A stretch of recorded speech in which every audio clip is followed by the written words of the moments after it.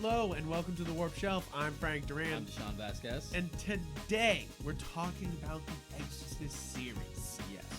But mainly Exorcist 3. Yeah. Because first off, it's weird that Deshaun was like, hey, watch an Exorcist sequel to me. And I was like, what? But what? And I forever was like, no, I'm not going to watch an Exorcist sequel. That. And he finally bought me this very nice Shout Factory copy for my birthday. And you know, this is quite the interesting experiment. We will be talking about The Exorcist. Also, don't worry, I got a nice steel box right here with the extended director's cut. But we want to deep dive on the differences between the director's cut and the theatrical cut and what that means for The Exorcist 3. But first, you got to start with the base. You got to start with the base. You got to start with one of the best horror movies of all time. Yeah, certainly the most famous. It's definitely one of the most famous horror movies of all time.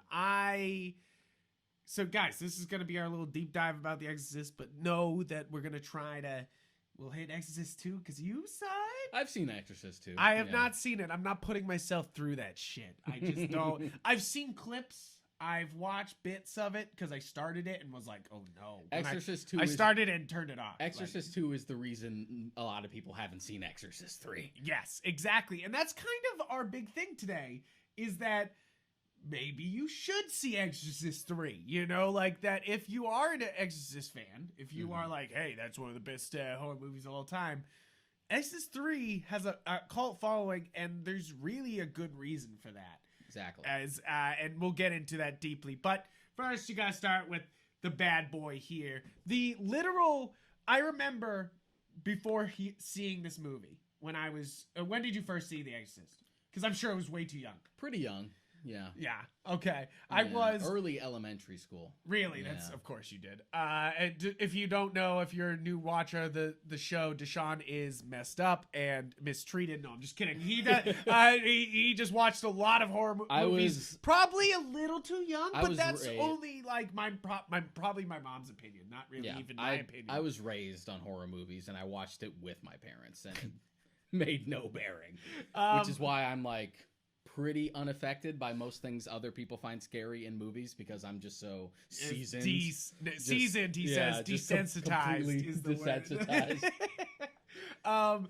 But this, I remember before seeing this movie, I saw this when I was about 14 because I was, oh guys, if you didn't see the tattoos on me, I was really religious. And I am no longer as heavily religious, but back then I really was. I changed from being an Eastern Orthodox Catholic to being a Roman Catholic. I really believed in it, really was an asshole about it, and I feel like I've become a better person. Not talking about it, but that's beside the point. But you weren't too bad when I met you. No, but you were still in you were in the latter half of like your transition, where it was like slowly starting to drift apart. Yeah, exactly. But back when I first watched this, I was really Catholic, really loved the faith.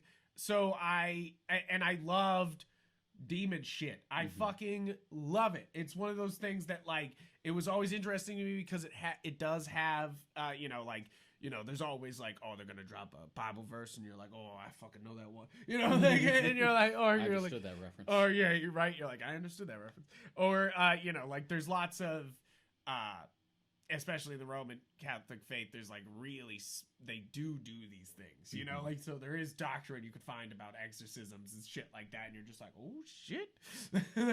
So like, that's definitely one of the things that I think shines through in The Exorcist is how much attention to detail, the director and also William, Peter Blatty, like put into making this like authentic, you know. Have you read the book?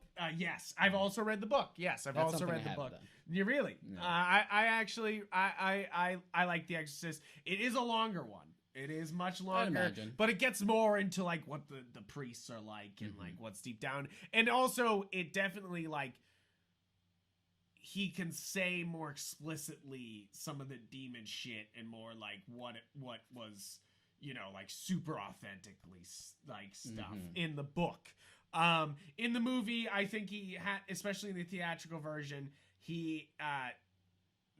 William Friedkin knew that this was a horror blockbuster, and he had to kind of bring this, like, yes, it's a horror movie, but bring this, like, blockbuster feel to it, and this really, like... There's a very clever marketing campaign for this movie, because when you look up stories from back then of, like, people fainting in the theaters and how there were ambulances. That's what I was going to get like to, is that before I saw this, the only thing I knew about this was that this was the movie that somebody puked in a theater. Yeah. Somebody fainted. Passed out.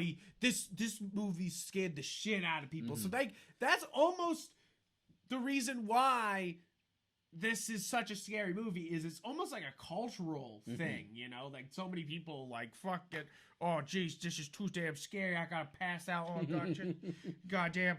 But also, like, that's the great thing about this, is it has become a cultural thing where, like, a lot of haunted houses, a lot of movies are making references to The Exorcist. There were so many Exorcist ripoffs after it came out, especially in, like, the low budget, like, really schlocky horror movies. And it came back in the like 2005, more like 2010 to like.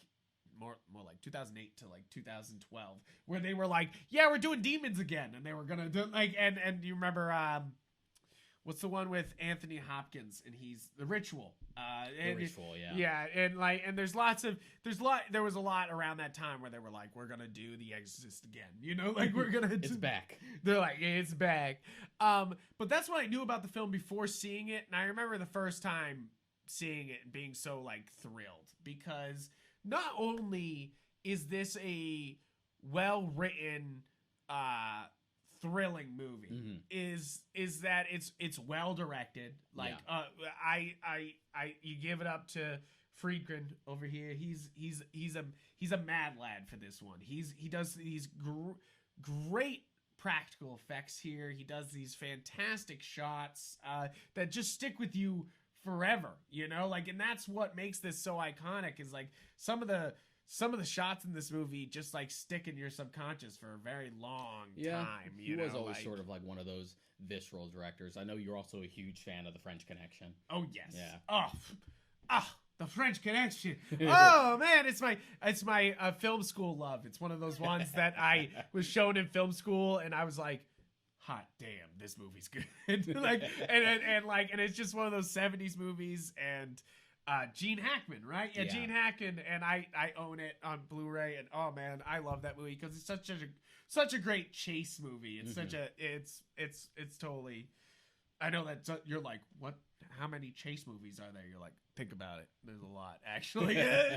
you're like, think about it a little bit. It's one of those things where I am a big Friedkin fan. I'm looking up him. What else am I missing that I haven't seen? Oh, I haven't seen To Live and Die in L.A. I have. Yeah? Yeah, it's good. Yeah, damn.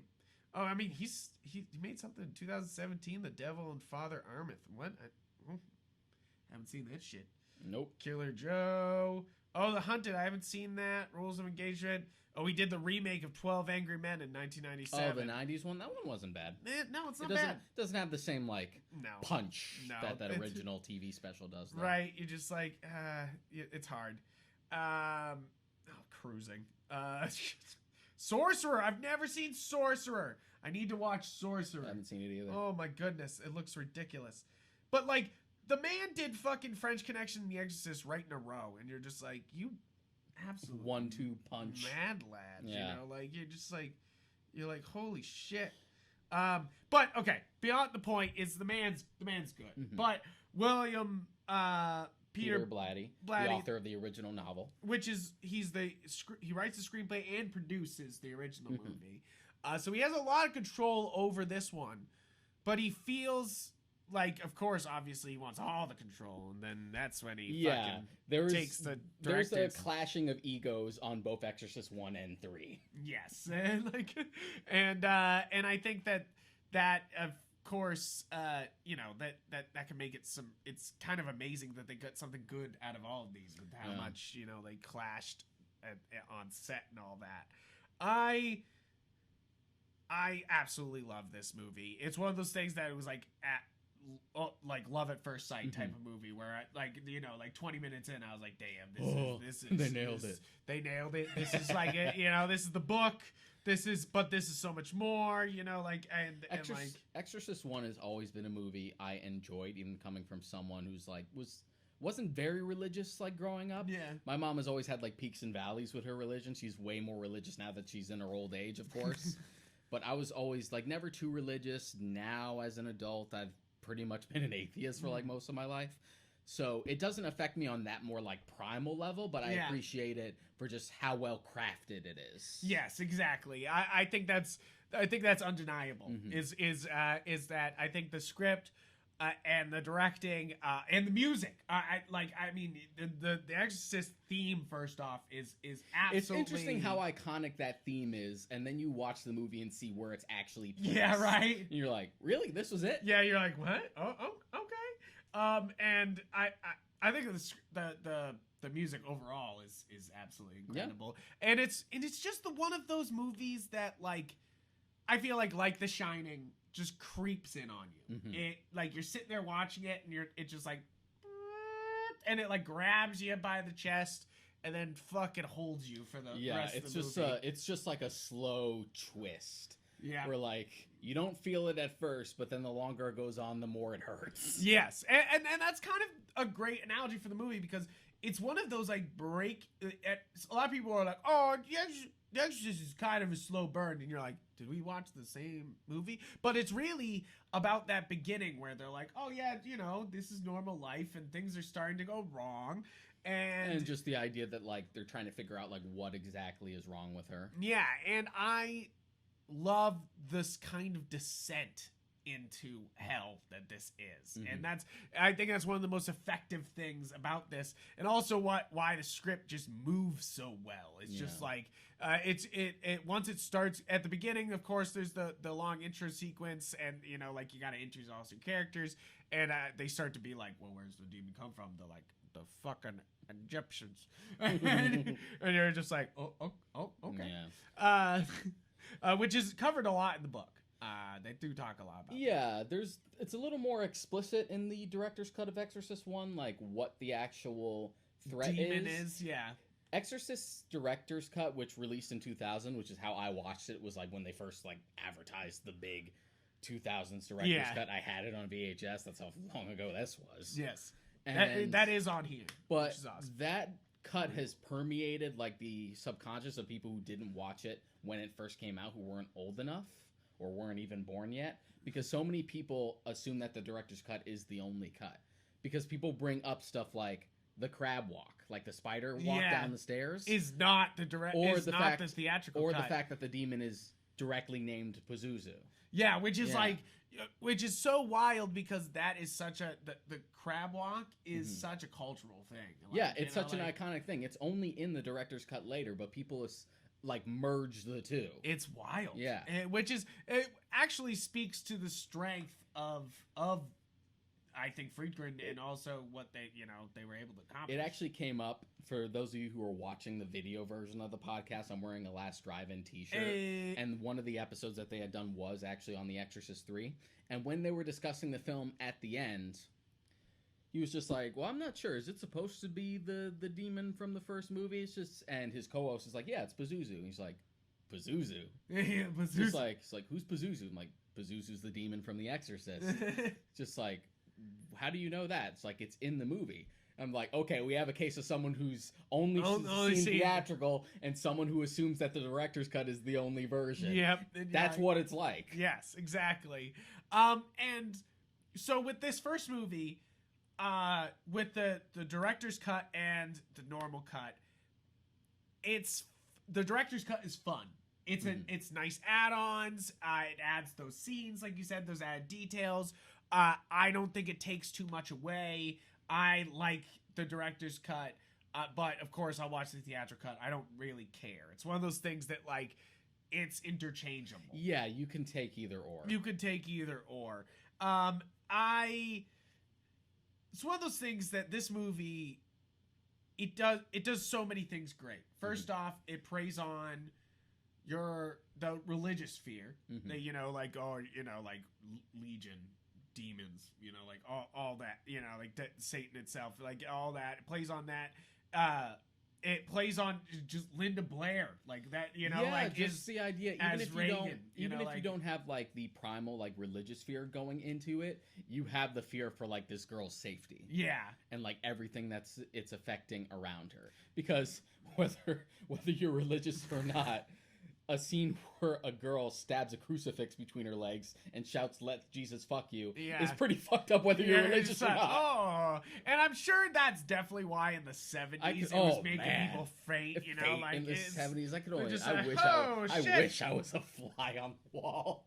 You can actually look up on YouTube like footage of people coming out of like And they screenings of look The Exorcist, fucking and they're just wrecked, like dude. they're They just look traumatized. fucking- You hear people like stammering, just like, "Oh, I could never do that again. I wish we hadn't come," etc. And to be fair, part of like the reputation of The Exorcist is a little manufactured, because all those stories you hear about, like there were ambulances outside screenings just in case, was because the studio paid for it to drum up publicity, which, you know, smart. It's half the game, you know, Yeah, like you gotta get people to absolutely. show up, but that's kind of why this has become iconic in that way, you Mhm. know, like where it's become the scariest movie you could see, Yeah, you know, like, but and I've thankfully- heard this on lists, like someday we'll have to do what actually is the scariest movie you've ever seen.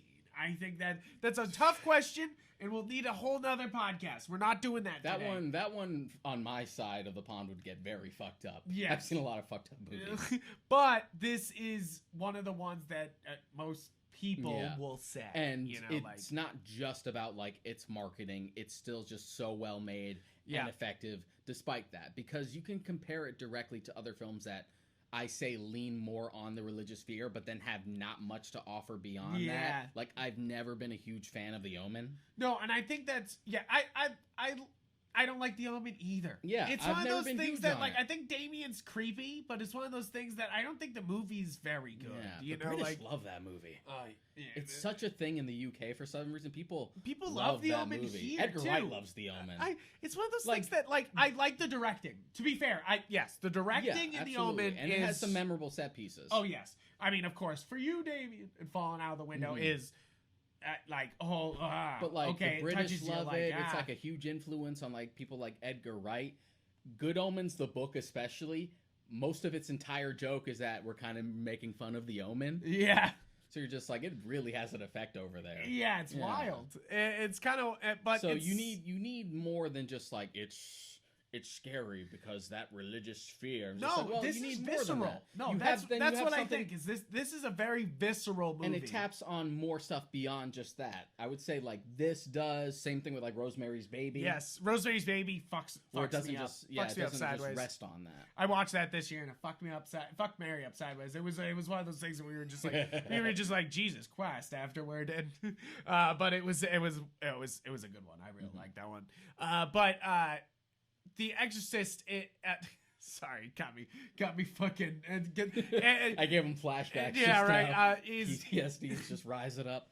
is that it's visceral. There's lots of, I was saying there's like all these fears, but like there's also a lot of like things that make you go like, oh, you know, like, oh, like like you were saying already, the cross, like she's hurting herself there. Yeah. There's the puking, which is obviously gross, but it's also something visceral where like you want them to move out of the way of the puke, and it's like they're not, you know, like they're trying to like stop it, you know, like, and like everything's like shaking, like all cameras are shaking. They like literally attach it to the bed so it would shake with it, you know, like, and it's like it starts off very just like violent and not too supernatural, and just continues to get more and more supernatural and ethereal as time goes on, and yet it never feels like it jumps the shark. Yeah, I feel like one of the big moments is of course Regan peeing herself at like the party. She just comes down and like pees, and you're just like, why is that so frightening? But it is, you know, like It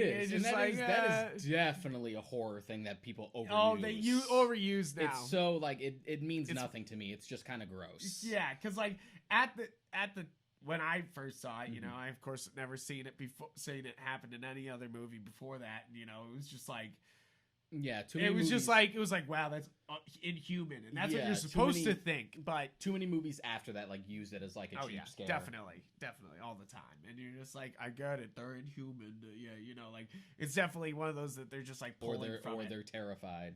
Yeah, or they peeing themselves because they're terrified. Yeah. You're just like, it's pretty dumb.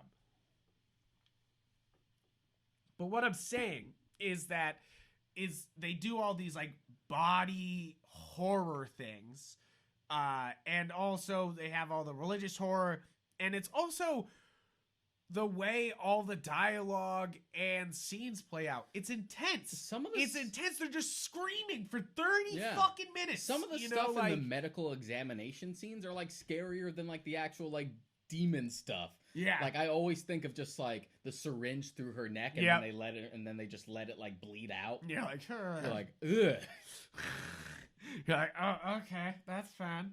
But it's like that's definitely like one of the things about this movie is it's not only I think a lot of people don't like why this was always is lifted up as one of the best horror movies is it's intense. Because whenever you get something intense, whenever you get something with such a high reputation like this, inevitably you face what I like to call hype backlash. Yes. Where it's just like, well, it can't be that good. And then you go into it with that attitude of just like, it can't be impress that me. good. And then at some point you just don't even realize that you just kind of refuse to like it. Yeah. So you're just like, that wasn't all that. Which guys, if there's something that you pick up from this podcast, don't go into movies doing that. You know, like go into movies with more of an open mind. You know, like some artists worked hard to make these. Lots of artists worked hard to make these movies, and an open mind is always can be very helpful with this. You know, it helps to just go in with the thought of just like, okay, there must be a reason why this film has such a high reputation. It's the reason why so many people are like, Citizen Kane's not that good, because you went in being like, it's the best movie ever. You went in just being like, impress me, show me what you got, greatest movie ever. Once I finally watch Paddington, I'm gonna go in fucking like nothing into Paddington. I haven't watched it yet. I've seen the first one. Yeah, it's cute. It's like annoyingly cute. Just like, this is so goddamn precious. That's pretty much why it gets such good reviews. Just like, this is the most wholesome thing I've ever seen. This is the most wholesome thing I've ever witnessed. And it gives me faith in humanity. Unlike and now I want marmalade sandwiches. But the reason why we're even bringing up like Citizen Kane and stuff like that is that the Exorcist to me feels up there in the top. At least if it's got to be in people's top 50. I feel like it's somewhere in people's top 50. It's well directed. The shots are haunting, man. Like, like her lifting up to the angel, like him outside in the fog as he's walking up to the house, which is of becomes course becomes iconic. Like the cover for every version of the movie. Everything. Yeah. And then of course there's Reagan floating above the bed. That's famous. And the stairs themselves, become like their own thing. And I think that's something strong that can happen in a book that's hard to do in a movie, is make a setting have its own personality. Yeah, to give it its own sense of character and also make the mundane seem intimidating and frightening. Yes. Which is something that comes up a lot with, say, like Stephen King's work. Yes. Like everyone always brings up like the living Hedges in the Shining book versus the movie. Just like Hedges are not scary in a movie. Yeah. Which, to be fair, I can Yeah, picture he's that got a being good point. He's got a good super point. comical. Yeah. But the way King writes it, you're like, oh god. Ah, Jesus. Hedges. Stay away from the fucking edges. But to speak again about its reputation, it also runs into too many horror movies that become popular immediately get compared to The Exorcist in marketing, especially by like they're like the best horror movie since The Exorcist. When the Babadook came out, like they were throwing that around. And don't get me wrong, I like the Babadook. I do like it's the Babadook. really good. I do too. But they did the same thing with that. But then they did the same thing with Hereditary, and that gives people the wrong idea. It does, because it just informs that like, oh, impress me. No, and I think that's one of the things is that horror is such a niche genre that when something's good, people want them to like fight each other for some reason, you know, like if something, they're like, okay, it's a good horror movie, which was the best, you bitch, you know, like, and for some reason that happens all the time with horror movies where they're problem like, is the only they're thing, like, is that one as good as that one? The only impression that you're going to give to people is people who like The Exorcist are going to be like, oh yeah, show me. And then modern audiences, and I'm sure there's plenty of contemporary audiences who don't give a fuck about The Exorcist, are going to be like, why do I care? Because the reputation that it's the scariest movie ever. So then that just feeds into that negativity some more. Yeah, exactly. And I do get the compliment they're trying to give. You know, that The Exorcist is the scariest movie that's ever come out. You know, like, and this new one is the next scariest thing. You know, like, and like, I see what they're trying to say, but you're right. It builds this like toxic, weird horror movie. Horror fans sometimes do that. Don't take it wrong, horror fans listening. Like, this is one of those things that like sometimes horror fans will battle it out too much, and it leads to them hating movies they actually would like. You know, like, and you know, going into movies that they would like and being like, well, it wasn't that good. It's not as good as The Exorcist, and you're just like, who said it had to be? You know, like, and they're just like, well, a reviewer from Chicago Tribune said it's the best thing since The Exorcist, so. You read reviews and overviews and video essays and stuff like that to get a different perspective, to get a second opinion. You don't try and take it for yourself and make yourself sound smarter. Yes, exactly. I feel like that's hopefully what we bring you guys as a podcast, is we give you guys some, you know, some culture, some perspective, some opinions, some, you know, a look inside what our film knowledge is and what we can, you know, you guys could learn and go in new to projects. Because I hope that, you know, you not only watch The Exorcist again, but I'm sure you've seen it multiple times. I'm sure, like me, I've seen this about a million times. That you watch The Exorcist 2. No, I'm just kidding. Don't watch The Exorcist 2. All right, so let's. All right, go. I'll briefly breeze over Exorcist 2. Yes. So it's funny. So there are two, I believe, like Exorcist novels from William Peter Blatty, which is The Exorcist and Legion. After the success of The Exorcist, William Peter Blatty, after he had written Legion, had pushed the studio to be like, okay, let's adapt Legion now. Initially, they had said, no, it's a police thriller now. We don't want that. We're going to do something different. And then what we got was sort of like this weird sci-fi, like psychological thing where they did bring Linda Blair back. Yep. And it's about like the infection of the mind and like trying to represent her subconscious. And it just gets odd. It's a very fucking weird movie. I've seen so little and I just didn't like it. So far removed from what we had in the first one and not in a good way. Yeah. That most people ignore it, especially if you have seen 1 and 3. You're like, you don't need to worry about 2. When I've brought this up before, my buddy Alex like watched like a 30 plus horror movies every October. And we did Exorcist 1 year and then Exorcist 3 the next. And he had said, what about Exorcist 2? I'm like, you don't have to worry about it. You don't have to worry about that. You don't have to worry about it. So basically, then, guys, same thing, same advice here. You don't have to worry about it. So that's why we don't really need to talk about it too much. But Exorcist 2 bombed hard. So then after that, they're just like, okay, William Peter Blatty, maybe we will adapt Legion instead. So then we got 3, and that was a big part of like the advertising campaign was to be like, he's in charge. This is the real Exorcist 2, more or less. Yeah, exactly. Like, exactly. They're like, forget about that. That's like Rocky 5. Don't even fucking look at it. Don't even look at it.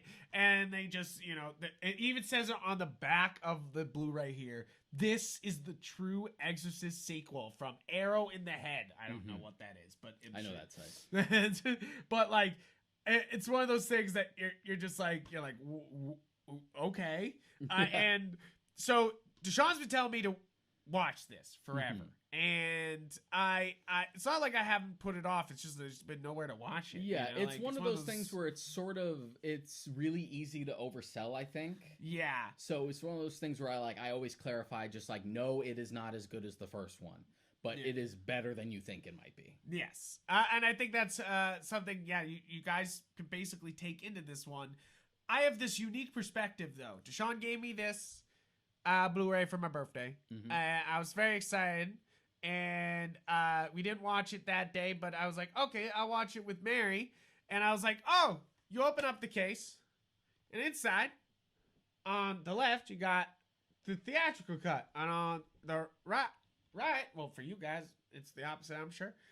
You have the director's cut, and I was like, obviously you watch the director's cut because that's what the directors would want you to do. Yeah. Deshaun has said nothing to me. He just gave me and I had actually meant to. I totally forgot. He said he hasn't said anything to me, and we just put it on, and I have full faith because I'm like, oh, director's cut, Sure. because that's definitely something that we got to bring up here is that like I went in being like director's cut, obviously better in a post Zack Snyder world. I'm sitting there being like, director's cut, of course! Yeah. Of course! I'm not even thinking about original Blade Runner where they're like, director's cut. and you're just like, wait a minute. But we did not enjoy this so much, the watching the director's cut. So what happens here, some little history, is, and you probably know this better than me, is basically they shot one ending of the movie. The studio said no. They were like, where's the exorcism? They literally like probably watched the cut and was like, where's the exorcism? And he was like, what do you mean? They were like, I want to call it Legion. Just like, no. We're calling it The Exorcist 3 because it's going to sell. And they basically like did reshoots and shot a whole new ending with a way higher budget. And like that includes an exorcism. And then they lost the footage of the director's cut of what the original ending had been. And then over the course of many years, there have been like, you could like look up on YouTube before Shout Factory even released their version of like lost footage and stuff that was taken from like old VHS tapes that were still around and stuff like that, which is more or less where they got this footage from.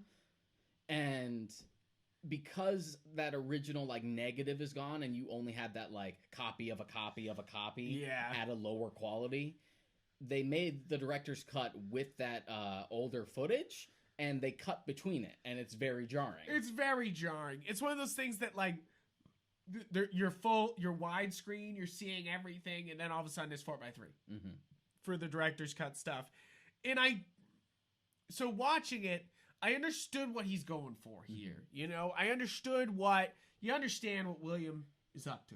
He's like, I want to do a crime movie that has some Exorcist ties to it, but obviously is more about these crimes, which is that sort of like novelist approach to a sequel, right?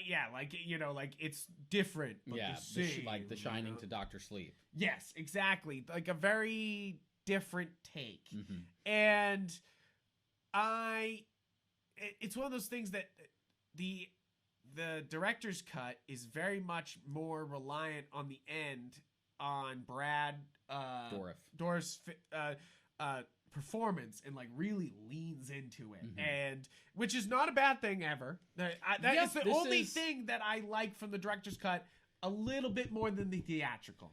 This like Brad Dourif's performance in Exorcist 3 is probably my favorite performance from him. Pretty amazing.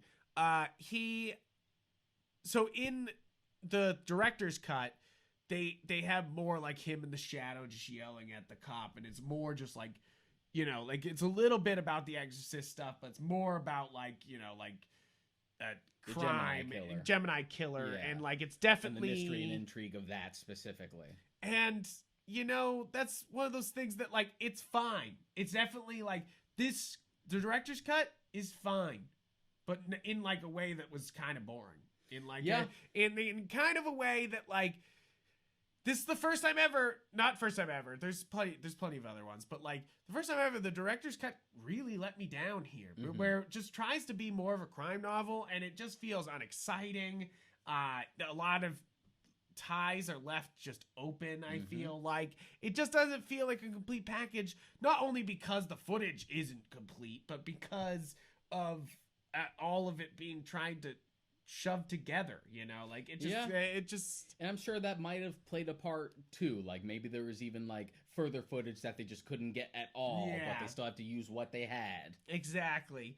And it was funny because me and Mary were just like, what just happened? And I immediately texted Deshaun being like, so we watched the director's cut, that that wasn't so good. And then he was like, oh no, Like, shit, I forgot. And it's funny because we couldn't get right. We weren't gonna right then and there watch the theatrical cut, you know, like, and then it was been a bit, and now we just watched it before recording this. We watched the theatrical cut, and it's just so funny because I love the theatrical cut. Holy shit! I went from being like, oh, this is a very okay movie, you know, like, this is very, like, I get it, it's a crime, you know, it's like sort of connected, and, you know, it's very like Stephen King, like, you know, where it's just like, no, this is different now, you know, like, I'm doing a different book because I have range, bitch. Yeah, you had said, like, the references are very soft in the director's cut. Whereas, like, the theatrical is just like Exorcist I happened. Did you not understand that this is the same thing from Exorcist I? And to be fair, it was, like, 15 years out before the dawn of, like, YouTube and stuff. Like, let me remind myself. Can someone sum up key points of The Exorcist for me? I'm sure the studio's just like, we kind of have to remind people. Yeah, exactly. It's back in this, in the 90s when they were like, well, we can't just give them recaps, you know, like, we got to tell them. I really, really liked the theatrical cut that we watched earlier. What a wild and fun movie. What the fuck? I went from a movie that me and Mary were just kind of like this the whole movie, just kind of like, you know, like, at that, like, there was parts where I was like, oh, that was really cool. Like, in the director's cut, they keep her running on the ceiling, and the whole ending with the old lady trying to kill his family. But, like, it's one of those things that, like, I was like, oh, that was cool, but definitely more of that, please. Yeah, you the know, director's like, cut definitely has a much more abrupt ending. Yeah, it's kind of anticlimactic. Yeah, and it's sort of I get the intent of just like, no, it's just a kill and it's cold and it leaves you just feeling cold. Yeah, and I like his. I sort of get that. I like that because, of course, The Exorcist is like, it's got its ending where it's like, oh, you know, he defeats the demon, but he takes it inside of him and throws himself down the stairs. You know, like, when this is like, how do you stop the demon this time? They're like, not through the Lord, through the power of a motherfucking gun. Like, so we've talked about film many times and how, while it is a collaborative medium, it tends to have a head as a director if they're an auteur to really, like, lean into their sensibilities and have it be their baby. But at a certain point, sometimes you just deal with egos all the time, and sometimes it's a benefit for, like, studio interference. Yeah. And this is one of those cases. It's weird to say that. It to be more connected to The Exorcist, to punch it up a bit, to make it more exciting, and it ended up making it a better product. So go back to our episode on Zack Snyder's Justice League. We go into director's cuts a little bit, but, like, some of my favorite director's cuts are, you know, Apocalypse Now, one of my favorite movies. They fantastic director's cut there, you know, like, I'm a big Blade Runner guy. Blade Runner. I'm all about the final cut for Blade Runner. Just like no narration. I'm trying to think of other director's cuts that are Kingdom of Heaven. Kingdom of Heaven, that one's a great one. There's lots of great director's cuts, and most of the time they get the permission to make those director's cuts because of the good ideas that are still there. And it's kind of like the director's cut that was made for this was only made because it was recovered. You know, like, it's not like somebody was like, oh, no, this is the way better idea. We should make this happen, which I'm sure William did. But, you know, like, shout out to Shout Factory. Shout out to Shout Factory. They fucking, like, they're please all sponsor about us. details Jesus like Christ. that, recovering footage. It's insane, like, the amount of work that they put into stuff. Like, for my copies of Army of Darkness and The Thing, they're just like, oh, theatrical, international, the TV cut. Yeah, you're like, for some reason, just like, I didn't need it, I didn't ask. Nobody wanted this. But I am proud that you guys went through the effort to even bother. Right. Also, you know, a fucking 2K scan of the theatrical cut on this. You're just like, of the original negative. And it looks so fucking good on my TV. I was like, God damn. Every time. That's why that's definitely one of the major problems with the director's cut. You're sitting there being like, wow, This it's looks looking great. really good. And then you're like, what the fuck? You know, like, and it just takes you right out. Yeah, And they're one of those companies that I will like double dip for, even if I already own the movie physically. Yes. I've done it twice for The Thing and Child's I Play. want it to be known, the director's cut, I appreciate the effort. Yeah. As a film historian, as a film lover, I love when somebody's like, we can make it possible to make a director's cut, you know, like, and they're like, okay. You know, like, I'm not down for George Lucas adding a couple monsters every year to Star Wars. And again, as but we I'm mentioned- down for saving a lost cut. And as we mentioned in that revision of Star Wars episode, it wouldn't be so much of a problem if the theatrical was just there as an option. yeah, but it's not. As Because opposed to you Disney's trying to no, like no, no. revise history. And yes, exactly. I think it's great that we get both options here. You get, you know, like, this is what it's all about, Yeah. people. You get many The director's cuts of cut is a movies. very like film nerdy curiosity. Yeah, and I think it's funny that, like, you know, you have The Exorcist with the director's cut, and you're like, oh, nice, awesome, I Either love one it. is fine. Go ahead, watch whatever. And this one, you're like, don't watch the director's cut. Don't worry about don't it. do it. You're fine. Don't do it. So, but the theatrical cut. So let's get into it. So, because we haven't even gone into what this movie's all about, you know, at all. And mostly, it's one of my favorite demons in first off the Bible is Legion, because he sends himself into a fucking bunch of pigs and they drown themselves. You're like, holy shit, what the fuck was that? And then they originally allude to it or Pennywise being Legion. You know, like, so.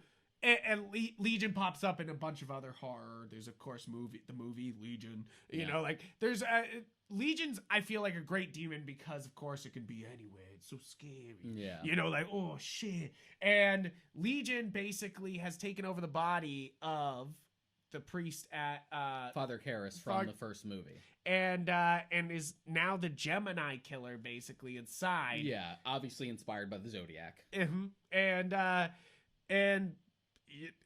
And basically, you know, you have George C. Scott. Like, we follow George C. Scott's character, who is supposed to be the same like police lieutenant from Exorcist I. Yes, but that actor had like passed away like years ago already, so he was recast with George C. Scott. I mean, which, like, if you're gonna have someone recast you, it might as well be George C. Scott. He's so good in this. Yeah, he's so good in this. I feel like that's first off, one of the reasons why to watch not to watch the director's cut, because I feel like they diminish his performance. But like, the theatrical cut, and the reason to watch this is he does such a great job the whole time. I feel like everyone's really fucking killing it. You know, Yeah. I feel like this is a very well acted movie. It's fun. So it in that follows way. these mysterious killings that are reminiscent of the Gemini killer's old killings Who's from been dead over for 15 yeah, years. for over a decade ago, but they all match it. Like, they even go into details of how, like, we told the press that the killings were like this, even though they were actually like this, and only the precinct knew it. But these replicate it exactly, even though the Gemini killer's been dead for years. So you get that ongoing mystery, and then you find out that for whatever reason the Gemini looks just like Father Karras from Exorcist I. And I don't know if it's a little bit like, I love movies like From Dusk Till Dawn, where they're like, it's a hard crime movie, and then they're like, vampire movie, bitch. And like, that's kind of what this movie does, is they're like, hard crime, but with peculiar crimes. And then they're like, nah, it's an Exorcist movie. Fuck it, let's go. Like, you know, like, and that's definitely what this movie does, is like, for most of it is very like, we gotta figure out, how is he getting around? How is he escaping out of his cell? And then at the end, they're just like, fuck you, it's Legion, bitch. And he's just like, hey, I escaped out. Like, and you're just like, oh, shit. A movie that's not afraid to just like ramp it up slowly to the point, in the same way that the first one did, because the first one starts off very grounded, and then it just gets more and more supernatural as things go on. I feel like I always remember the opening credits, just like her walking around and doing her scene at the college, and then walking out. It's like so real, and it's just mostly because of the safe shots, but it's also in the sound design of just like her footsteps, you know, like in the leaves and everything like that. It's very isolated, you know, like she's living in this new town, but she's isolated. They don't even have to fucking say it. They just like show it, you know, like, and you're just like, and oh, that's so beautiful. And that's a point in this movie's favor as well, because even you were mentioning while we were watching it, is that it's very visual. which is Yes. good because it would be so easy, especially for someone who's primarily a novelist, to lean into over explanation because that's what you have to do on the page. I think is to make things very clear. An important thing here is that the reason why The Exorcist is looked upon as one of the best films of all time is it's very filmic. Mm-hmm. You know, it's very Friedkin is a great director, and he really flexes. You know, like, and I think that it's very interesting to see a novelist try to kind of replicate what Friedkin did, but also, you know, do his own movie. You know, like do his own thing. Which is sort of a rare thing. It's really rare thing. The only other instance I can think of where a novelist has directed their own adaptation of their source material is Clive Barker for Hellraiser. Yeah. I'm like trying to think of something, you know, like you're just like, okay, all right, cool. Aaron Sorkin, of course, he wrote the stage plays, and then he was doing the actual movies. That one seems to be like an easier one-to-one, though. Theater to directing. Exactly. Yeah, of course, yeah. But like a true novelist who had many other novels, but not many other movies, directing and writing this one. And I was saying while watching this that sometimes you can tell when a novel is being adapted or a writer is writing a movie because sometimes characters don't talk to each other, you know, like they sort of monologue at one another. Yeah, it's not like looking at each other and saying things, which is very film.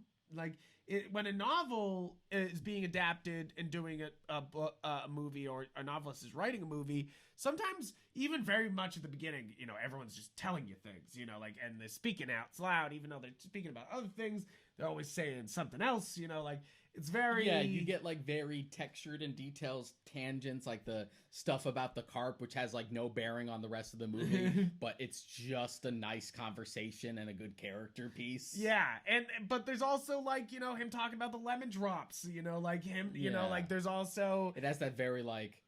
It has that, you can almost see the way it was written on the page. Right? You're just where like... it feels like you're reading a book. And I think that's, I feel like that's what makes this sort of unique, is that this is very novelistic approach to the movie. And obviously the director's cut is the way he would have wanted it, you know, like, which you gotta give credit to that, you know, like, is that like, yes, he goes the more novelist approach. It's very down to earth. It's very just talking, instead of what the theatrical cut is, when they're just like, fuck that, we're just going balls to the wall, and you're just like, hey, yeah. But that is sort of the difference of like the studio knowing just like, yeah, but you are still a novelist, but this is a movie. Yes. And we need to punch this sucker up. And a third, you know, like, and it's just the third, you know. It's like, we got to impress. People really didn't like Exorcist II, so you better make this memorable. You better make this work. We got to make a franchise. Yeah. And, of course, yeah, this hasn't seen the franchise success that it probably should, because...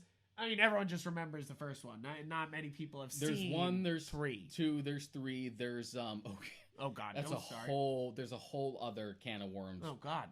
There's a prequel called Exorcist: The Beginning. Oh god. But there's also another version of it called Dominion: The Exorcist, right. Because there was a rights clash.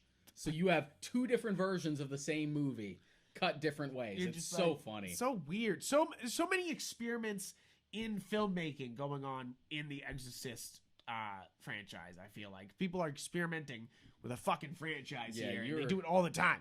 I feel bad if you're like a fan of just the franchise in general, because you're in for like a weird back and forth. Like whiplash. It's like, it ain't Halloween bad, but it's pretty weird. It's pretty fucking weird. So I really, really enjoyed this theatrical cut because, yes, it like the studio must have stepped in and was like, you know, like, no, bigger, exorcism.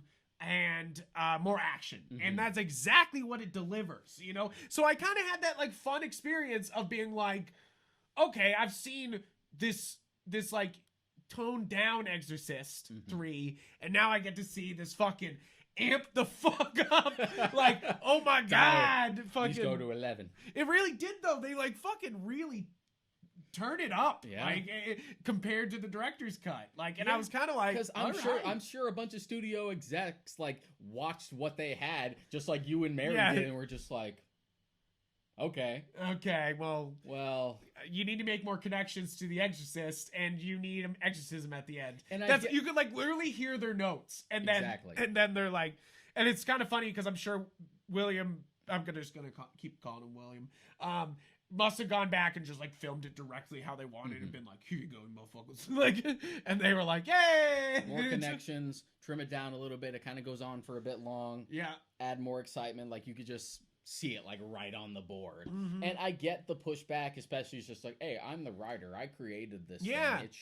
It shouldn't Should be connect my too much. vision. It should just be Legion. I don't even want it to be called The Exorcist. And 3. I gotta say, it works so much better with so much more connection to the first movie. Because first off, you have the like, oh man, shit, it's the danger from the first movie. Mm-hmm. And then, but you also have this kind of like mysticism going on that's just not in the director's cut, you know, like is this kind of like, oh shit, like what's he gonna do next, you know, like I love the exorcism scene, like after not having it and then having it, you're just like, hot damn, it's one this of those shit. things that both like Blatty and critics at the time had like criticized for like feeling tacked on. And yeah, there's a little bit of that because you have like the It father literally was, because though. you have the Father Mourning stuff that is just like, Father Mourning was this guy who did an exorcism in the Philippines. His hair went white, and then you see Father Mourning. I sense a disturbance. I'll see you in the third act. I mean, yes, but I kind of love that. He literally is just like sitting around being like, something evil? Like, nobody even talks to him. He's just like, something evil? I'm gonna fucking look for it. And then he just like, you see him next time and he's just like praying and he's like, wait a minute, evil? And then next time you see him, he's like, I'm here in my ass kicking outfit. And you're just like, oh shit. And then literally they just have like a battle. Like, and you're just like, oh hell yeah. You know, like, cause definitely in the original Exorcist, it feels like a battle with the priests and Regan, but it's definitely more, they don't know what they're dealing with here. Yeah. And this is more like, I'm Super Priest, fuck you. Yeah, you know, like, because they had already said that he had already been through it, and there's clearly like that I recognition. love that he walks in and they're like, you will lose this time. Just like, this time you're going to lose. Round 2. Yeah, no, round 2. Wait. I was like, shit, what kind of fucking shit did I walk into here? Like, that's what I mean. Like, I can see the cult following because this movie's kind of kung fu after a while, you know? Like, it goes from being like, it's true crime, and oh, who's doing these murders, and how can it happen? And then Supernatural comes in, and then it's just kick-ass for the rest of the time. And then even when it's at the start doing the true crime stuff is very well done. Yes, it's definitely not like you sitting there being like, it's a demon, you asshole. Like, you're just like, oh yeah, no, it makes sense. You're seeing it entirely from their perspective, trying to like piece it together. They would never assume that it was mystical to start. Yeah, right. So they're just going at it from a scientific perspective. Especially because that's important about this movie is that Scott's character is a non-believer, which I feel like works so much better in the theatrical cut than the director's cut because it feels like important to the story that he's a non-believer instead of in the director's cut when they're just like, but that's why he shoots people. You know, it's also interesting to bring up that like George C. Scott's character describes Father Karras as like a close friend, which isn't really it's a slight retcon as far as the movie is concerned, but it is a little more insinuated in the director's cut of the first movie. Yeah, which is what like Blatty is working off of. Yeah, exactly. And I think that and it is insinuated in the book, you know, like you know, like and it's definitely one of those things that like I like that the more connections are happening. I like that it's all tied together. It makes this feel like a sequel and makes it feel fun. Yeah, and it helped that it was 15 years after that movie had come out, so you kind of had to do it to reintroduce concepts. But it does it while using as little footage from the first movie as possible, which also helps. Exactly. So it's all like contextual. Like when they bring up the McNeil family, just like it makes sense that they would bring them up in here because they're starting to unravel everything. Yeah, exactly. And the film, I feel like that's another fun thing about this is like you feel like you're unraveling more of the Exorcist mystery here. And this film is really good at like melding like we're still grounded, but there are supernatural elements, and here's how they mix.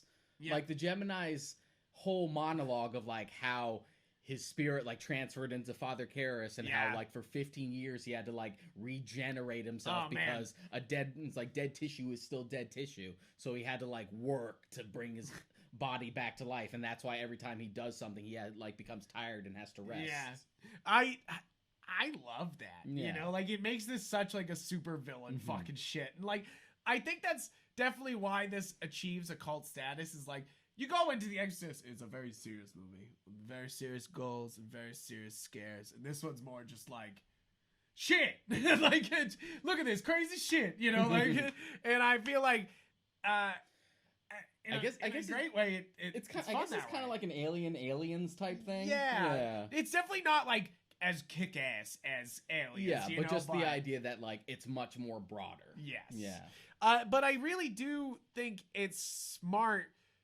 with the Gemini killer thing to work it in to like really, you know, like it really adds a great layer to this, and like, you know, like adds this. So interesting behind the scenes fact about like the Brad Dourif stuff versus the actor who plays Father Karras, etc. Which is it the same actor playing Father Karras, or is it an actor? It's the same actor from Exorcist I. Okay, that great, awesome. Yeah. That's what I thought. I was like looking at him, going, it could be him. Yeah, like, I was like, it's years later. It's an interesting back and forth because here's what had started. Originally, Blatty like solely only wanted Brad Dourif. Yes, which is apparent in the director's cut because they don't show the face whenever it's Father Karras. Yeah. And they like literally show him in shadow. So then, they don't never use the other actor in the director's cut. So then it's weird. So then after that had happened in the studio, it's just like, no, more connections to The Exorcist 1. Bring in the actor who played Father Karras, and let's really lean into that. So then they had that actor try and go through and like do over all the stuff that Brad Dourif had done. But at this point, the actor who played Father Karras was sort of in an advanced age, and he had like a real bad like drinking problem, so like he couldn't do like long takes as much. His mind would like start to wander and stuff. Like he was kind of sick.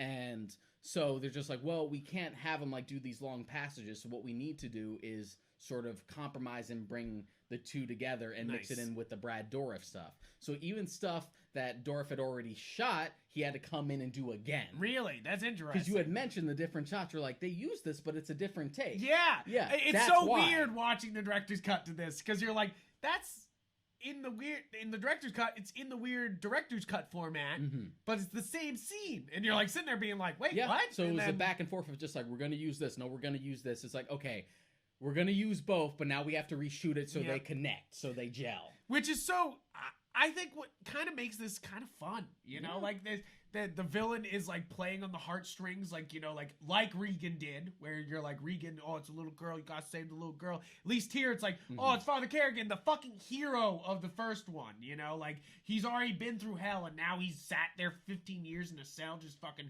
regrowing his brain, you know. And like, Brad Dourif had totally went like total method the second time they had brought him back, because by the time they did bring him back, he's just so like, good. I don't remember like any of this stuff. He's just like, I'll do it, but I literally need to go into like a hotel for like 3 days and just fucking me and the script, and that's it. Oh man, you're right though. This is one of his best performances. It's so good. Like, of course, he's great in Child's Play. He's great as Chucky. Yeah, and we all love him as Grimald Wormtongue from Lord of the Rings. Exactly, he's fantastic as in that. But here, he just brings such intensity. He's also great in One Flew Over the Cuckoo's Nest, which is like one of his first movies. Yeah, you're right. Fuck, he's good. Yeah. He's always one of those ones where just like, he should be bigger than he is. Yes, I agree. It's one of those, I was saying during this, I was like, has he played the Joker yet? Because like, first off, he should like not just play the Joker, he should voice the Joker. First off, so that Mark Hamill and him can switch places. We can, you know, so we can make it even. Yeah, we can make it even. He takes Chucky, Mark Hamill takes Chucky, and he can take Joker. Which, to be fair, there's moments here where he's like definitely doing like a Joker voice almost. It's funny that we're bringing up the Joker, because there is that one shot of like the defaced statue, and it actually looks like the Joker. Yeah, like I'm sure that was unintentional. Well, but it's not the blackface statue, the one where he's holding the knife and he's smiling. Yeah, that is like, I was like, that is just a Joker statue. Yeah. I was like, that is wild. I think that's what's so effective about this movie is that, like the first one, it knows how important its imagery is, you know, and makes it some iconic imagery. That's what I love about this poster so much. You have him yelling here. You have him with the single light on his face that they have in one of the scenes. I love that scene. There's so much great lighting in this movie. Even when watching the director's cut, I noticed it. Even in the director's cut's parts, the lighting's so great, and I think it's funny because there's very simple lighting setups here, which for sort of a new filmmaker, it's sort of shows in the simplisticness of his lighting setups, but I think it brings a lot of style, like it brings a lot of and he just loves using color to express things, like the rooms being blue when you open them up, when there's really no reason for them to be blue, or the green light when they know he's dead, the doctor's dead. The colors always indicate somebody's dead, it's very interesting. It especially works aspect. For the room where the Gemini killer is staying, because you sort of it's almost like you step into a different realm. Yeah, it's all of a sudden this deep cave, So they use the imagery for that in the cover. They even go as far as to add the tear for Brad Dourif. They have the cut off Jesus's head, which they show several times because that's part of it, that they cut off the head of the Jesus statue and then they cut off the victim's head. You have the church that they visit, and then of course the wrapped in the sheets coming to cut off the nurse's head, which is probably one of the best scares in the whole movie, because you're just watching this long shot for so long, and then boom. Yeah, Shot Factory's always really good about their original covers that they put on the front for their versions of the movie, but they always offer the original poster. All their cover art is reversible for their movies, which is great. Which the original is just looking down the stairs, and it's Scott looking down the stairs. And then on the back here they got one of my favorite shots from the theatrical cut is Father being lifted up on a cross. Well, all the people that the Gemini killers killed are reaching up to him. It's just so much more meaning. I was like, how the fuck, I know he was probably angry about this, but this was so much better, this was so much better and so much more fun and iconic. Yeah, I get the novelist perspective of just this is so on the nose. It really doesn't have to be connected that hard.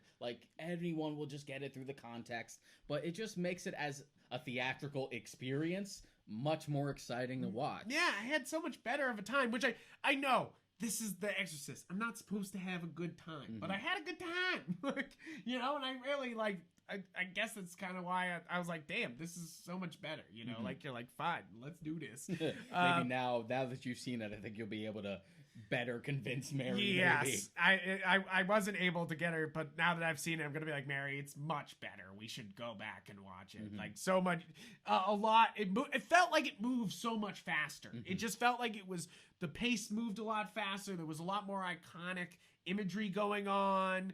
And you can tell even through the transitions that it felt like it's done by a novelist, where it's just moves, just scene to scene. No, that's true. I think that's important when you're looking at somebody who's adapting a novel or who is a novelist writing is the transitions. Because in a book, there's very deliberate transitions from chapter to chapter or from scene to scene. And in a movie, it can feel jarring if you don't do it right. And I think that's one of the things you got to give to Blately here, is that he has a fantastic way with transitions here, constantly. Even one that's a little cheeky. I was pointing out that Dorf says this is just child's play at the end of a scene, and then they cut to a redheaded child. Yeah, and you're just you're like. And I had to turn it to Sean and go, did this come out after Child's Play? Did. And so it's most definitely a reference. And you're just that's such a wild reference, it's because it's so blatant, But of course, he has many other great transitions, throughout it, them doing the scissors and it right next to each other's heads, surgical shears, and cutting to somebody eating. It's one of those things that he has a real way with transitions in this movie, and the whole end is really quite epic. The whole him sticking to the ceiling and getting stuck there, the whole him sort of winning the fight and then getting fucking wrecked. It is just it's epic. Yeah, as Like, opposed to just like coming into the room and shooting him while he's laying down. Yeah, which is kind of what happens in the director's cut. Just kind of like they have this very long philosophical discussion and they shoot him. Which, to be fair, as a novelist, you're like, I have done it. I have wrote in a whole scene where they just fight each other and then I shoot him. You know, like it makes sense in a novel. It makes sense in a novel, but you're reaching a new medium now. Yeah. Like things have to change to punch it up a bit. Does this make you interested in potentially reading Legion because you've read the original? Yeah, I definitely. I wonder if I'll like it because, of course, I didn't like the director's cut as much, but maybe. But you can see the stuff that would just work better in prose form. Yeah, exactly. Yeah. So I'm definitely down for it. I'm definitely not against it. I've seen the book before in shelves, and it's always like the sequel to the Exorcist, which is as far as like Blatty wants to go. It's just like Legion, the sequel to the Exorcist. Like, don't put a number on that. Yeah, it is Legion first, and the sequel second. Yeah, just like nope, that's it. And here they're like the Exorcist 3 Legion, you know, like, and you're just like, okay, like, I think this is such an interesting contrast of a bad, and actually, like, to me, an objectively bad director's cut, you know, like where it just doesn't strike the same notes. It's not as epic.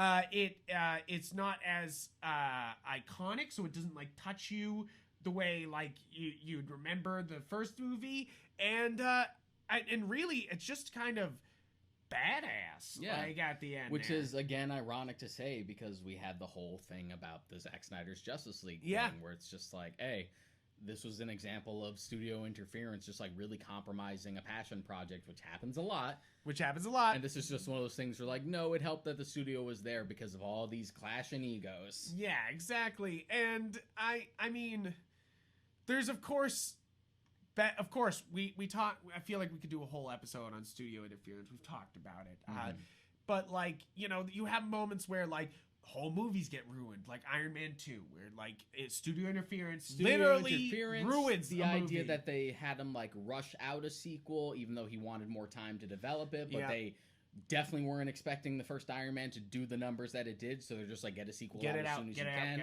and it shows. Yeah, and I feel like one of those things that like is that you have all these horror stories of studios coming in and rushing you. But here, it's kind of a different story where you were given complete creative freedom. They didn't like it, and they were like, here's more money to make it more exciting, you know? Like, and I think... And you see the money on screen. Yeah, you really do. Yeah. They really fucking go for it. Like, I feel like that's the other thing about the director's cut, is it kind of ends and you feel like, I just watched the low-budget Exorcist sequel, you know? Like, and... This, you're just like, yeah, that was a fucking Exorcist sequel, you know? You're like, all right. And I don't mean to oversell this, because it's still kind of a slow burn, you know? Yeah, like, absolutely. Definitely a slow burn of a movie. It definitely has that, like, cultish appeal where you're like... Yeah. And cult films are never perfect. Never perfect. I think that... I definitely look to that first shot where the you see the priest run out of the church, and they don't even focus on him. They just keep walking forward, and that's supposed to be his dream of seeing the two boys that are dead. Yeah. But like, it's one of those things that like works so well in a novel, and they just didn't fucking connect it at all. And it just feels so just like, what the fuck? But it is one of those movies that I push as like being overlooked. Yes. And underrated, and genuinely a good time. Is it as good as the first one? No. But it is worth a watch. Because it's hard to beat a classic. I think that's basically it. It's hard to beat a classic, but a good movie's still a good movie. And I think that guys, if you're a horror fan, this is a fun time. You know, like just stay away from the director's cut. It's basically it. Yeah. And guys, if you are watching this, you've never seen The Exorcist, even if you are a scaredy horror baby, you gotta see this one. I feel like that's one of those things that, like, in film school, they would be like, sir, you need to watch this. Like, you know, like, it's one of those, like, film history things. It's one of those things where, like, especially if you are, like, a film nerd like we are, or even an aspiring filmmaker, it's one of those things where, like, you sort of have to just view it objectively. Yes. Because I remember having a classmate in one class, and The Exorcist did come up in conversation, and he was just like, "No, I can't watch that, man. I'm too religious for that." And I'm just like, "You're trying to be a filmmaker, dude. You can't. You gotta watch. You can't have things. that. Yeah, you can't be like, I can't watch that. You know, like no. This is about, you know, you have to take in that culture, especially something as cultural touchstone as The Exorcist. Exactly. You know, like this literally, the way we do modern horror is because of the original Exorcist, and like, of course, this theatrical cut of The Exorcist 3 is very much like, yup, that's what we love, you know, like, is The Exorcist, you know, like, but I can't state enough how much I do love the original. No matter what, absolutely. It's one of those things that I've seen it multiple times. Whenever somebody's like, oh, I haven't seen The Exorcist, I'm like, all right, you know. Yeah.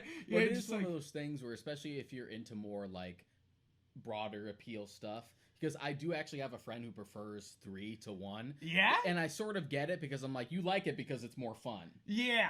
No, that's kind of it. Yeah. That's kind of it, is that this is very serious. This is very much like, a girl has been possessed. Oh my God. To being like, a fucking serial killer is possessing people and going around, and there's a badass priest who's got to come and stop him, and guess what? He fucking fucked that up, and now it's the cops' problem. Just like, oh, you know, perfect. I just finished listening to my favorite true crime podcast. Now it's time to watch Exorcist 3. And it's kind of like that, though, is that, like, this is, it's definitely a wild movie, and definitely, like, almost 2 movies in one, you know, like, definitely...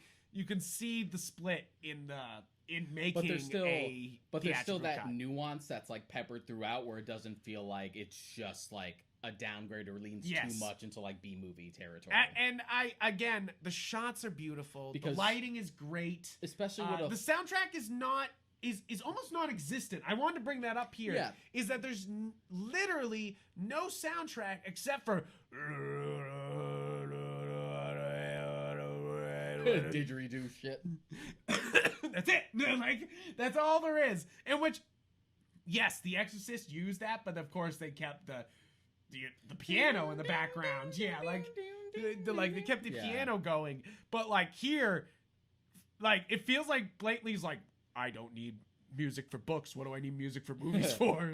And to be honest, you don't even really notice. No, it was definitely something me and Mary were like, why is there no music? Like, we're like, what's going on here? It's gonna start picking up when you watch that version, because that version is just starker anyway. Yeah, it's so much starker. Yeah. Like, but yeah, it's one of those things that like we were noticing. We were like, wow, they no soundtrack for this fucking movie, you know, like, and then they do use it at times, but like it, you know, like to make you be like, whoa, they're like, like they do, those like great stingers. There's great stingers, but.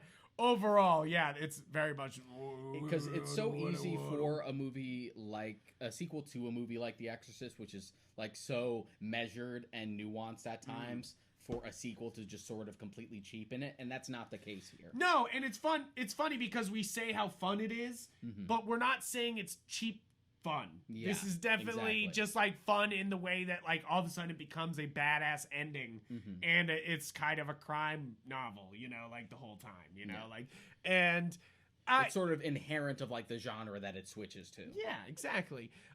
So really, guys, please watch these movies. Don't watch Exorcist 2. Save yourself. I'm not gonna watch it, so you don't have to. You guys can like run away. But basically, guys, check out all the episodes of The Warp Shelf wherever you get your podcasts. Where if you're watching on YouTube, hit that bell, hit that subscribe button so you can catch more deep dives into movies and games and anything that fits on a fucking warped shelf. So yeah, guys, if you have suggestions, please leave them in the comments down below. Let us know if you thought that this movie's garbage. Please let us know why down below. I want to hear your opinion. Why you're like, no, it's still a mess. Doesn't matter. Theatrical cut doesn't matter. It's still a mess. Still a mess. You're like, or I'm sure what you'll say is I've never watched it because Exorcist 2 sucks dick. I'm sure that's like most answers. Which was me. Most responses. Which was me. Yeah. I literally was like, now I'm not watching that movie. Why would I watch Exorcist 3? They're like, I feel like it's it's weird, but it sounds like the Aladdin trilogy, where they're like, oh yeah, no one actually worked on the second one, but that third one, everyone got back. We got everyone back for it. Return to Jafar is a weird one because it's really more like a feature-length pilot to the cartoon. Yeah. That's basically what it's there for. It even sets it up right at the end. And King of Thieves works as a sequel to the movies, but also is more or less a feature-length finale to the cartoon. Yeah. You're just like, wait, what? But it works on both levels, and plus you got Robin Williams back. Yeah, you got Robin Williams back. But I feel like that's kind of similar here, where you have Father Karras back, you know, like, it's just like, yeah, you know, you have it's the actually cop, connected to some source material of some kind. Exactly. Very similar in that way. And guys, make sure to support the show. Check out galaxygeek.com, where we post all the podcast episodes and also articles about fun stuff and other cool things. Also, check us out on Twitter and Instagram. I'm Yupfrank on there. I'm Mudcrack on there. And be sure, please, guys, please show support so we can continue to do episodes with you guys. And, we love to do it with you guys. And please, watch some Exorcist. Watch some fucking horror movies. I know it's the middle of summer, but time to watch some scary movies, boys. I've been saying it. We're halfway there. We're more than halfway there now. So it's time to binge. I've just been on a big kick. Just like, whatever, good enough. Whatever, good enough. I mean, yeah, we'll have to... I've been doing all the Conjuring movies, so I'm sure it's very similar to whatever, good enough. Yeah, we really should do a Shining and Dr. Sleep episode, because there are some parallels there. Yes, I like talking about one movie and its sequel. I think it's always a fun comparison to try to do, especially when they're so far down the line, like we talked about in our I feel like that's what's so interesting about this too. Sorry, we already plugged everything and now we're bringing it up, but like, this movie comes out 15 years after after the original movie. It's set 15 years afterward, and then they lose the footage for 15 years and they put together a director's cut 15 years afterward. It's like, what is with this movie? It's weird, dude. Like, it's like, what's with the Exorcist series? They're so weird. Like, it's odd. Is it cursed? I mean, the first movie, a lot of people say that. They're like, oh, the first Exorcist movie's cursed because people died on it. You're you're looking for There's a whole mini-series on Shudder called Cursed Films, and The Exorcist is one episode, and they're good about being like, no, this is bullshit. This did actually happen, but it might not connect, etc. Oh, that's cool. I like that. I'm glad that they did one of the episodes is Poltergeist, and they dispel a lot of shit in that. They're like, no, not everyone from the production is dead. Obviously, that's another movie right up there with The Omen. And I'm like, eh. Yeah, I hate to drop that, guys, right before we end the podcast, but yeah, Poltergeist is boring, and the remake is worse. The remake's somehow just fucking terrible. Like, the original, I'm like, wow, look at these practical effects, so cool, well done, even though it's boring. But like, the remake's like, how about CGI for everything that would be cool? And you're like, no, never a good idea. Never a good idea. It feels like the Thing sequel, where you're just like, stop this. All right, but not here or there. Thank you guys for tuning in. Watch these movies. Subscribe to the channel. And engage, join the Discord, talk to us about it. We will see you. There's next a week. Facebook. Yep, you know it. Adios, amigos.